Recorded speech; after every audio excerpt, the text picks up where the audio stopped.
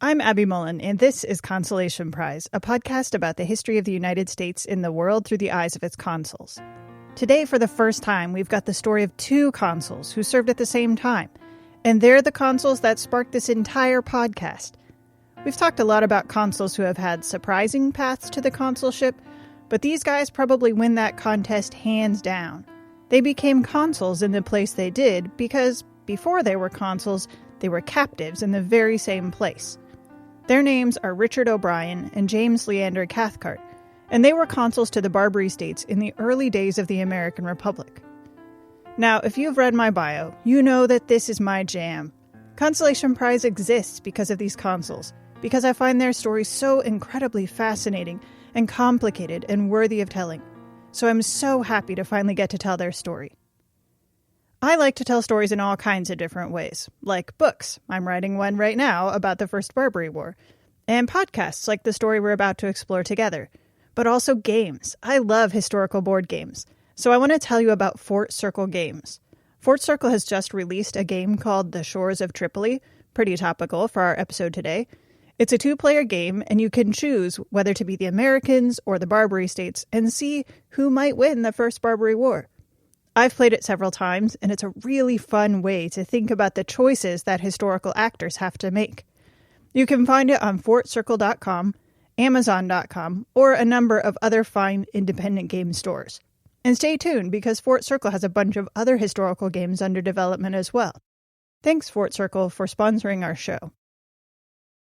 Now back to our story. I'm really excited to tell you about this. But I didn't want to tell it alone, so we're bringing back producer Chris Stinson to help us put all the pieces together. Hello. This story is so interesting to me because A, I didn't know much about the Barbary states before preparing this episode, and B, I am deeply compelled by stories of individuals who have been failed by systems they themselves fought to bring about, and yet never stopped working for and within that system despite it all. So I think where we need to start is at the beginning. Let's hear from historian Brett Gooden about the early days of Richard O'Brien and James Leander Cathcart, where they decided to stake their claims as Americans. Richard O'Brien, he was born in what's today Maine, but it was then part of Massachusetts. He was born in 1758, and he spent his youth really crisscrossing the Atlantic on merchant ships. And he says that his education, it was really sort of very, very limited formal education. He's basically self-taught. And during the Revolution, he might have been on a Pennsylvania state Navy ship or maybe a Virginian state Navy ship. Also, according to one letter that was written on his behalf while he was a captive in Algiers, Pennsylvania ship owners say that they also owned a Pennsylvania registered and based privateer during the Revolution, which O'Brien had served on. They say in that letter, which they addressed to President Washington, they said that O'Brien was a lieutenant on their privateer. After the Revolution, O'Brien got back into shipping. As the captain of the ship that's variously called the Dolphin or the Dauphin, we're going to call it the Dauphin. James Leander Cathcart likewise was a seaman from his early days, but he wasn't quite as sure where his loyalties lay. He's a few years younger. He's born in Ireland in about 1767. And he says that at the age of 8, he was then sent to live with his uncle in America. His uncle was a merchant seafarer. Then come the Revolution, he's 12 years old when he says he joined a Massachusetts state Navy ship called the Tyrannicide. And he says he joined that ship because it was captained by his uncle.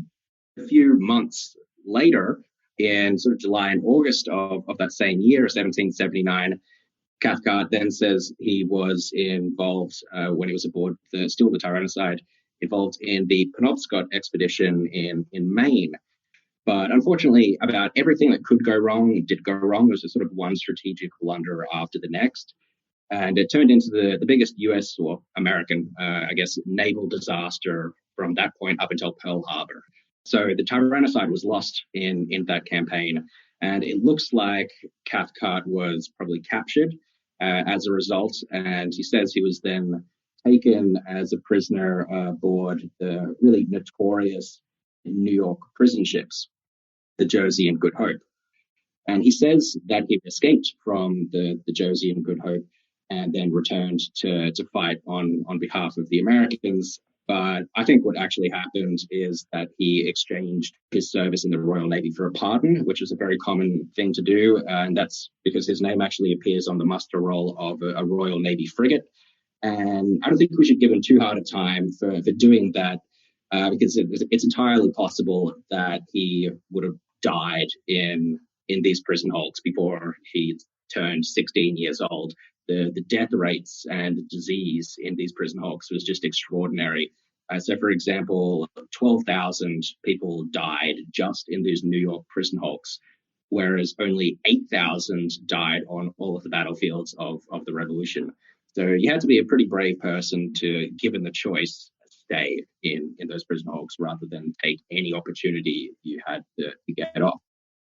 We do have to take Cathcart's story with a small grain of salt, both because it was published 100 years after the event, and also because we know that Cathcart always had an eye to the main chance. Right. As we'll see, how Cathcart viewed the world and how others viewed it weren't really all that similar sometimes. Nevertheless, O'Brien and Cathcart had more in common than just their seafaring experience. They also had the dubious distinction of being some of the very first Americans captured and enslaved by the Barbary States, specifically by Algiers. Within just a few days of each other in 1785, O'Brien's ship, the Dauphin, and the Maria, the ship that Cathcart was on board, were taken by Algerian cruisers in the Mediterranean.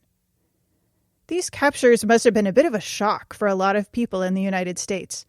In 1785, the American government wasn't really prepared for being a part of the Mediterranean trading system. But let's take a little step back and explain why Americans could be threatened by Algiers.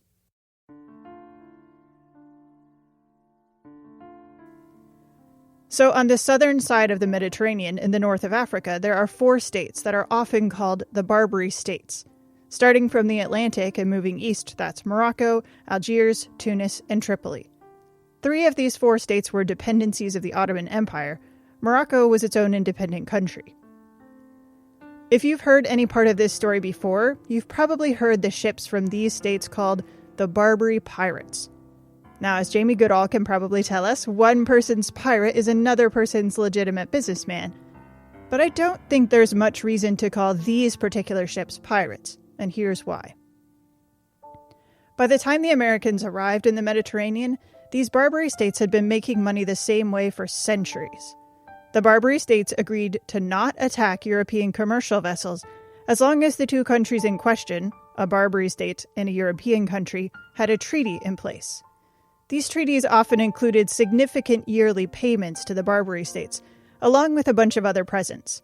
These payments could be in money, or they could also be in naval stores that actually helped to keep the Barbary fleets in sailing condition. So it's a sort of like, that's a nice ship you have there, it would be a shame if anything happened to it situation. I think of it more like a protection racket, something like The Sopranos. I don't think it's piracy. Because first of all, it's state-sponsored, and second, it's not indiscriminate. They're not just taking whoever they come across. Plus, there are actual rules that these corsairs have to follow, even if they're not rules that the Europeans or eventually the Americans acknowledge. Okay, so they're not pirates, but all the European powers just went along with this? Yeah, they did. Even the major powers like Britain and France found it easier to just pay off the Barbary states rather than fight them. In the grand scheme of things, they were just a nuisance. But sometimes they were a useful nuisance to these bigger powers. For smaller states like Sweden or Denmark or Naples, sometimes maintaining 4 different treaties with these states could be very complicated and very expensive. What about the United States? Were they content to just pay off the Barbary states as well? Where do they fit into all of this? Well, up until the end of the Revolution, Americans were protected under the treaty the British had because they were British. But independence from Britain also meant the loss of that protection. And Richard O'Brien and James Leander Cathcart were some of the first casualties of that loss. This was a huge blow to the principles of free trade that the very young United States believed in. It seemed wrong to have to pay to play, so to speak. On the flip side, though, it also demonstrated how weak the American government really was. Will your ideals of republicanism protect you? Apparently no. Does the U.S. government have your back? It seems like also no. So fear of these Barbary captures was huge and widespread, not just in the United States, but really all throughout the Mediterranean community as well. Rumors about the captures ran wild through American society, even though very few of them were actually true. There was even a rumor in 1786 that Benjamin Franklin himself had been taken into captivity. Again, not true. In reality, fewer than 35 ships were taken by any of the Barbary states between 1785 and 1815. But this fear and rumor-mongering did have a tangible effect. Insurance rates went up a lot for ships bound to the Mediterranean. So even though there weren't a lot of captures, there was an effect just from the few that did happen. But why were Americans so afraid of them, especially if they knew how few ships were actually being captured? There are two factors. The first one is that capture meant enslavement. Now, this is not the kind of enslavement that Americans would be familiar with. In a lot of ways, it was much better. But even within enslavement, different people had different experiences. For instance, for Richard O'Brien, he was 27, which is actually kind of an old guy for a merchant sailor. It doesn't sound like it, but that really was on the higher end of the age spectrum for merchant sailors at the time. And very importantly, he was also the captain of the ship. In Algiers and throughout the Barbary states, or across all of North Africa, they all recognized rank of foreign countries. So if you were a captain, that was recognized by the Algerian government or by Bedouin tribesmen. It was very, very unlike, say, the American experiences of slavery, where it doesn't matter who you were in Africa or wherever. As soon as you land in the Americas, you're sent off, irrespective of who you were before you were captured and held as a slave. So because O'Brien was a captain, he and the other captains that were captured at the time, they were sent off to live with foreign consuls. So in this case, they were initially sent to live with the British consul. And they didn't have to really very often do hard labor. They occasionally had to do hard labor, very rarely. And in the diary that O'Brien kept during his captivity, he does mention when he occasionally is sent to hard labor. He only even mentions a few of the times. And so he had a pretty, I guess, chill experience of slavery or captivity in Algiers, just living with the consuls. He had basically a type of parole status. The captains, and you could also buy that parole status as well if you weren't a captain, and you could just sort of wander around the city and have a relatively non-threatening life. And that also sort of made you a lot safer and more comfortable, because it kept you out of very cramped and diseased quarters of the slave prisons. So we might say that O'Brien had the best experience, if one can have a good experience of captivity. Cathcart's experience was a little bit more painful to begin with. But even he did not experience slavery like many of his fellow captives, and he certainly didn't experience it in the same way that Black people back in the United States did. He comes to Algiers and then is immediately thrown into one of the city's various slave prisons. He was thrown in the slave prison that also was basically the zoo of the day of Algiers, and had sort of lions and tigers and all this sort of stuff. So it really stank, and apparently the rats were enormous. So not a great place to be. Occasionally the lion would get loose and eat someone, and you wouldn't dare fight back, because if you accidentally hurt the lion, then the day really gets pissed off and you're in trouble. So Cathcart didn't have a great beginning. Although the one lucky break that he got was that he was sent to work immediately in the palace gardens. And that was a good break because it came with cash tips. And so he could use those cash tips to bribe his way into a different prison. It was the prison that housed the best connected of the prisoners. So based on that, he then started this sort of long journey of climbing the greasy pole of Algiers bureaucracy, all the way up until he occupied the highest possible position that a Christian slave could occupy, which is called the chief Christian clerk to the day. And this is a salaried position, and it's basically the key advisor to the ruler of Algiers on all matters relating to sort of the Christian nations. And at the same time, he also managed to profit from managing 3 different taverns.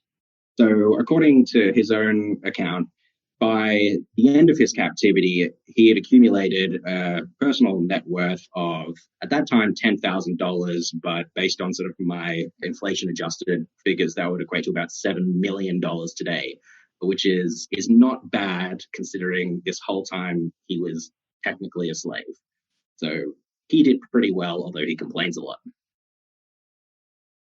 Cathcart and O'Brien were on the lucky end of this captivity or enslavement. Many of their comrades worked at back-breaking labor, breaking rocks and building fortifications. Sometimes they even worked on the very same ships that would go out into the Mediterranean to capture more people just like them. And in the prisons where they lived, disease was extremely common. On several occasions, infectious disease swept through their compound. So when Cathcart and O'Brien finally got out, only about half of the original captives were still alive. So enslavement was pretty fear-inducing.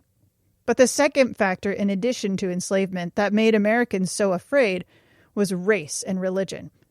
I want to emphasize that even though religion plays a role in this story, it's a gross mischaracterization to paint the conflicts between the United States and the Barbary states as a religious war. Nevertheless, there was a general sense that these Barbary corsairs were to be feared above Europeans because they didn't play by the same rules. They didn't sign on to the Law of Nations, for instance, and their Islamic faith was seen as violent and capricious, so there was a lot of fear.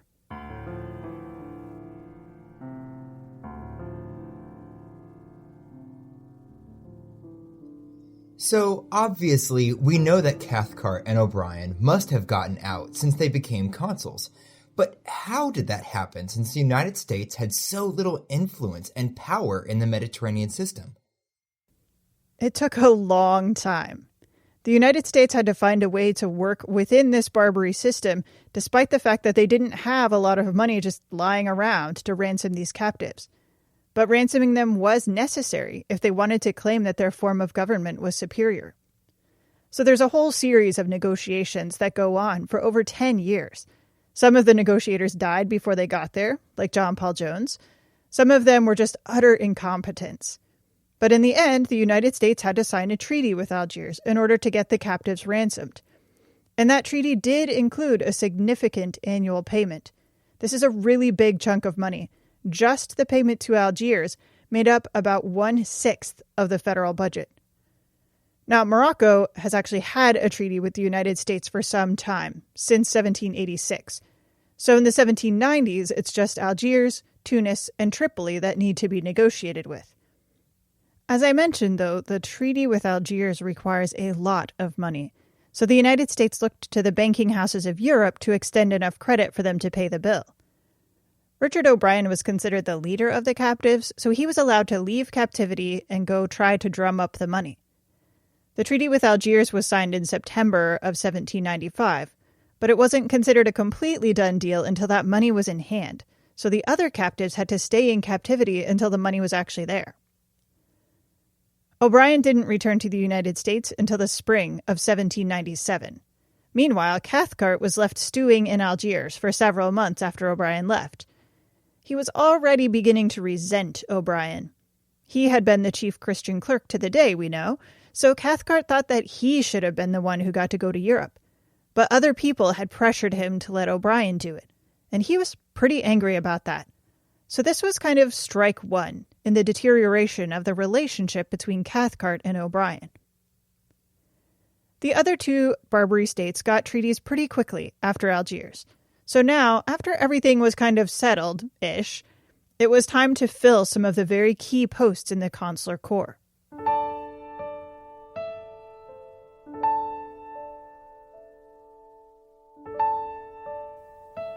Consular communication is really, really important because there are a lot of moving parts in the Mediterranean system. Not only do you have to keep your own local ruler happy, but you also have to deal with the changing fortunes of all the other nations who are traveling in the Mediterranean. A change in their fortunes could signal a coming change in your own fortune.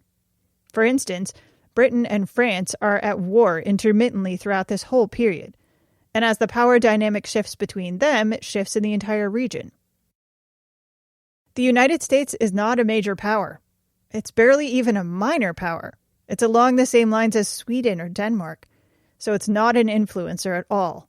The United States has to adapt to the changes as they happen. Now, if you've listened to our bonus episode, you'll remember that the consuls to the Barbary states were special. For one thing, they got a salary, which no other consuls did at the time, but they had to earn that salary. They were going to the Barbary states not just to keep an eye on trade, but to act almost like diplomats. In order to keep trade flowing, they had to keep the peace with the Barbary rulers. The trouble is, though, that not many people in the United States had much experience with the Barbary courts. The only ones who did had just returned from captivity there. So in 1797, Richard O'Brien and James Leander Cathcart were appointed to new posts as consuls to the Barbary states. They went there along with one other American, William Eaton, whose main claim to fame was his fighting against natives during the American Revolution. The consul to Tangier in Morocco was already there. James Simpson had been the American consul to Gibraltar, and he just moved across the straits. Wait, so let me get this straight. Cathcart and O'Brien go back to the Barbary states after they had just been released from a decade of captivity? Why? To be honest, it's really hard to know. I think O'Brien was motivated by a genuine desire to see the United States succeed, but there's no question that he absolutely hated it in Algiers. He tells people all the time how much he hates it. For Cathcart, it's a little less clear. I'm not sure if vengeance is the right term, but he absolutely despised everything about the Barbary states. So I sometimes think he went back because he wanted to exact his revenge on the Barbary states somehow. Now, O'Brien received the post of consul general at Algiers. Algiers was widely regarded as the most powerful of the four states, so it's logical that that's where the consul general would reside. Eaton went to Tunis, and Cathcart went to Tripoli. It might seem logical to us that O'Brien would receive the most prestigious post of consul general. He had been the de facto leader of the captives, he had helped to negotiate the treaties with Tunis and Tripoli after leaving Algiers, and he seemed like a man with some common sense. Cathcart did not see it that way. He was furious that this uneducated, uncouth man would get the post of consul general when Cathcart clearly knew more of the customs and the languages than O'Brien did. He would have been, like on paper, as we talked about, he would have been an on-paper rational pick for that job. He was the highest ranked American. He knew the ruler incredibly well. He also served that sort of central role in the eventually successful US-Algiers treaty, because he was really the intermediary, like, as part of the job of being the chief Christian clerk to the day, was that you're the intermediary between the day and these Christian nations. So anyway, he was obviously livid, absolutely livid that he did not get that job.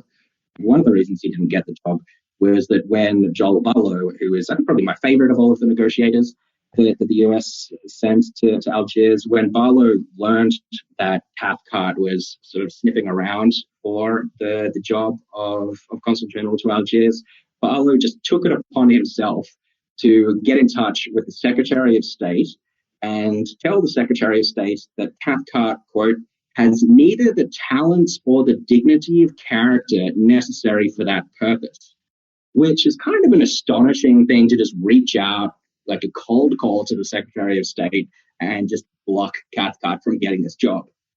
So I think extremely cold of Barlow just to take it upon himself to do that, but extremely accurate, and the United States was totally better off for Barlow doing that. But Cathcart saw it as O'Brien purposely obstructing him. This perceived slight was strike two against O'Brien, as far as Cathcart was concerned. Now, it's going to become clear that Cathcart is a pretty vindictive man, but in some ways he has every right to be. As a teenager, he fought for the Americans in the Revolution and got captured and imprisoned for his trouble. As an 18-year-old, he went sailing on an American ship and got captured and imprisoned for his trouble, and spent his entire young adult life in an Algerian prison. He and O'Brien both called themselves victims of independence, and they really were. They had fought to make the United States free, and yet they had never gotten to enjoy those freedoms for themselves. So now they were both headed off to a volatile and complex diplomatic mission that neither of them really had any training for. And their government had very little money and very little ability to actually fulfill the terms of the treaties they had entered into. So from many angles, this must have seemed like an impossible assignment. This seems like a situation where it's good to keep your friends really close, since none of them actually know what they're in for. True. But for someone like Cathcart, it's pretty hard to separate his anger into its different parts. But the person that he really takes his anger out on the most is Richard O'Brien. These piled up grievances really start to get to Cathcart. He is a Republican, a little R Republican, but he also wants to be at the top of the pile. Not surprising, since his whole life has been about being in a hierarchy where the lower people might not survive. It's 1798 by the time Cathcart began his journey to Tripoli, and he has to go to Algiers first and stop to pay his respects to Richard O'Brien, who was already there. On the ship to the Mediterranean, there's William Eaton, the new consul to Tunis, there's Cathcart, there's Cathcart's wife, who was only 14 years old when they were married in 1798, and his wife's maid, Betsy Robeson. On the journey, Cathcart took liberties with Miss Robeson. Exactly what kind of liberties we're not told, but we know enough to know that he was way, way out of line. The situation became so bad that when the group reached Algiers in late 1798, Miss Robeson took refuge in the American consulate with Richard O'Brien, and she refused to go any further with the Cathcarts. Initially, Cathcart gave up Miss Robeson as just a wastrel and continued on to Tripoli. He arrived there in 1799, but then he received some shocking news. I am informed that on the 25th of March, Consul General O'Brien was married by the Swedish consul Skoldebrand to Betsy Robeson, the servant girl I brought out with me to attend on Mrs. Cathcart. O'Brien desired to take her to his table. I observed that he was master of his own house, but he might depend that Mrs. Cathcart would not accompany her, as she had no idea of making a companion of her domestic. Madam was piqued and desired her discharge 3 days afterwards, which I did not refuse, I having seen enough on the passage to determine me to form no very favorable opinion of her, and to know that she was a very unfit person to be an inmate with Mrs. Cathcart, especially in a place where there is no other formal society. It was bad enough that O'Brien had taken the girl in and treated her as an equal with Cathcart's own wife. But according to Cathcart's own hierarchical logic, when O'Brien married her, she became Cathcart's social superior, and that was not okay. This was strike 3 against O'Brien, who clearly could not be relied upon to do the right and proper thing.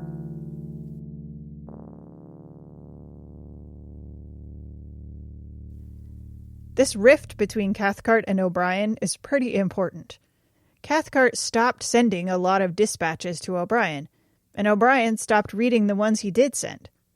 But the success of their mission depended on them working together. The consuls can only do their job if they talk to each other and keep the lines of communication open. For instance, President John Adams gave them explicit orders to work together to renegotiate some of the terms of the treaty with Tunis. So, what ended up happening? Things got off to a bad start in Tripoli because of the lack of communication between O'Brien and Cathcart. In 1799, when Cathcart arrived, the Bashaw, that's the ruler, told Cathcart that O'Brien had promised to give Tripoli a ship as part of the treaty payment. Cathcart was like, "No, you didn't," or at least, "I don't know anything about that." And it was probably true that he didn't know anything, whether O'Brien had said it or not, because Cathcart and O'Brien didn't communicate with each other very often.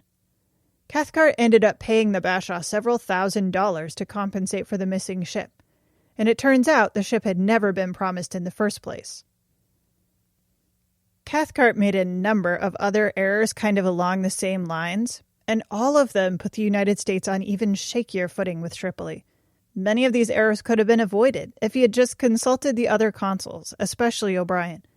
He also tried to kind of have his cake and eat it too. He tried to do some trading of his own on the side along with Eaton, and that got him into some hot water when he had to disentangle official affairs from his own money-making schemes. Wait, but based on all of the consuls we have covered so far in the podcast, I thought it was normal for them to trade on the side. Typically it is normal, but as we talked about earlier, the United States was providing a salary for these Barbary consuls. This was as a recognition that their work would be more diplomatic in nature, and thus more delicate and more time-consuming. In this case, it became pretty clear that neither Cathcart nor Eaton, his sometimes trading partner, were actually very good at trade anyway. The one thing that Cathcart and O'Brien and Eaton are all in agreement about is that this constant negotiation and renegotiation and presents-giving and accommodations being made, this system is not sustainable for the United States. And they felt that the independence of the nation was at stake. They'd all been burned so many times by the United States, from their experiences in the Revolution, to their captivity, to now being sent to the Barbary states with little capital and no diplomatic experience. And now they're expected to solve this problem. Cathcart and O'Brien took very different approaches to this issue, and that caused significant conflict between them. But it's kind of hard to judge them too harshly for their ineptitude. All the consuls knew that the United States authorized the creation of a navy to deal with the Barbary states. But in 1798, the navy was instead headed to the Caribbean to fight against France. They were not coming to the Mediterranean. So the consuls begged the Secretary of State and whoever else would listen to send the navy to the Mediterranean, as they're watching the diplomatic situation with all of the Barbary states deteriorate. In fact, O'Brien was asking for a very large navy before he even left to take up his consular post in Algiers. So as the consuls' relationship with each other deteriorates, so does their relationship with the governments that they're working with.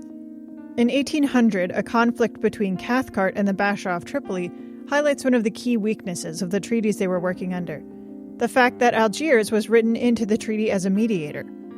The Bashaw of Tripoli had agreed to this term initially, but now he didn't want to go through Algiers because he felt that it gave Algiers too much power. And to be fair, the day that he had felt pressure from had died, so it was kind of a new situation. But the consuls really had to make this work, and again this was much more difficult because Cathcart and O'Brien were not really talking to each other.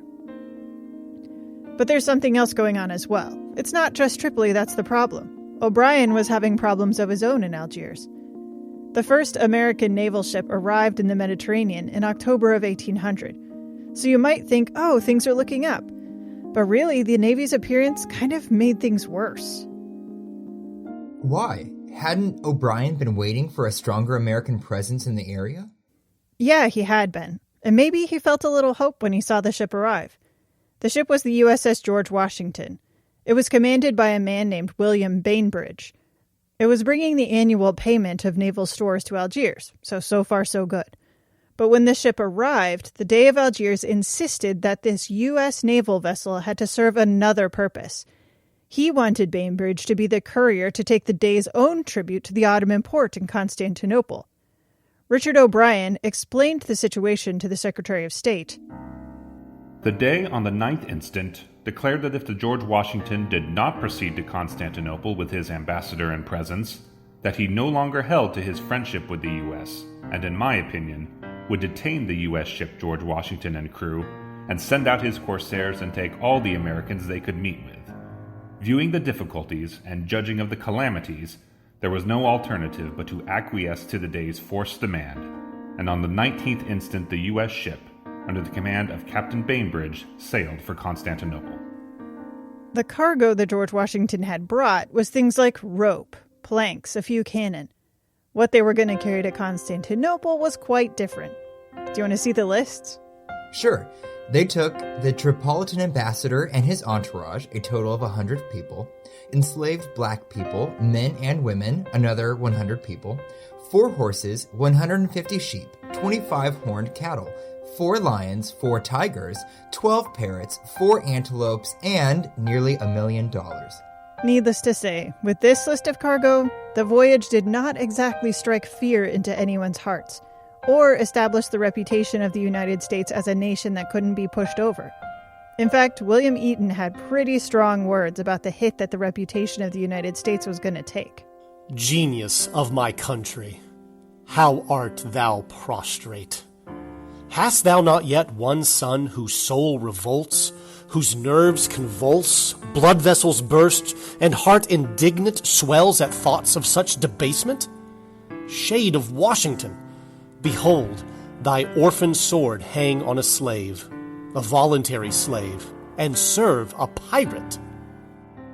O'Brien was also mortified at these events, but he and Bainbridge had both agreed that there wasn't much other recourse. The George Washington couldn't take on the entire fortified city of Algiers and its navy, and the United States was trying desperately to avoid a war. But O'Brien begged the Secretary of State after this to let him come home. He wasn't cut out for this kind of work, he didn't like it, and he probably hated being constantly reminded of the worst 10 years of his life. Now, by contrast, in Tripoli, despite the fact that things are not going great, Cathcart was certain that he was the right man for the job. The Bashaw of Tripoli kept making demands, Cathcart kept putting him off. And then something changed. In January 1801, Sweden signed a peace treaty with Tripoli, and Cathcart knew that now the Bashaw would be on the hunt for his next target. So he wrote to all his fellow consuls across the Mediterranean. I have every reason to suppose the same terms will be demanded from the United States of America, and that our fellow citizens will be captured in order to ensure our compliance with the said degrading, humiliating, and dishonorable terms. I find it my duty to request you to take such measures as will most effectually prevent any of our vessels from trading on this sea until you are advised officially by me or either of our consuls at Algiers or Tunis that this disagreeable affair is terminated. I therefore request the above-mentioned agents and consuls of the United States of America, and all others whom it doth or may concern, to communicate the contents of this circular letter to all merchants and masters of vessels belonging to the United States, in order that they may withdraw their property immediately from these seas, and that our mariners may fly the impending danger. Cathcart wasn't wrong. The Bashaw did increase his demands, and Cathcart refused to pay them. On May 14, 1801, Cathcart watched as, at 2:15, they effected the grand achievement, and our flagstaff was chopped down 6 feet from the ground and left reclining on the terrace. Thus ends the first act of this tragedy. Chopping down the flagstaff was a declaration of war. In his mission to keep the peace with Tripoli, Cathcart had failed. He had lost yet another job to the Barbary states. After all, you can't be a consul to a country you're at war with. So, what happened to the rest of the Americans in the Mediterranean? At the very moment that the flagstaff was being chopped down, the first of 4 American naval squadrons was sailing across the Atlantic, so the consuls were finally getting their naval presence. But for Cathcart, it was too little too late. O'Brien was more successful at Algiers. At least, Algiers didn't go to war with the United States at this time. But O'Brien just really wanted to go home. Eventually, he did get to go home, but only several months after his own term as consul had ended. Both Cathcart and O'Brien stayed in the Mediterranean to assist with negotiations during the war with Tripoli. The Navy did succeed eventually in 1805, but the conditions in the Mediterranean and the positions of the consuls was very different by then. By that time, the Navy was sending more ships to bolster the American presence in the Mediterranean. So the consuls are not negotiating from a position of power, to be sure, but they're also not negotiating from a position of nothing. There was never really a chance that Cathcart and O'Brien as consuls would be able to take the vengeance they wanted, or establish the United States as a major power in the Mediterranean. They just didn't have the resources, or the experience, or the backing to make it happen. Now, as we've seen, it is true that Cathcart had some self-destructive tendencies, but he wasn't given a lot to work with. And the George Washington incident had proved to Richard O'Brien that the solutions he was hoping for weren't going to be enough. Once again, the system that Cathcart and O'Brien had believed in and worked for had failed them.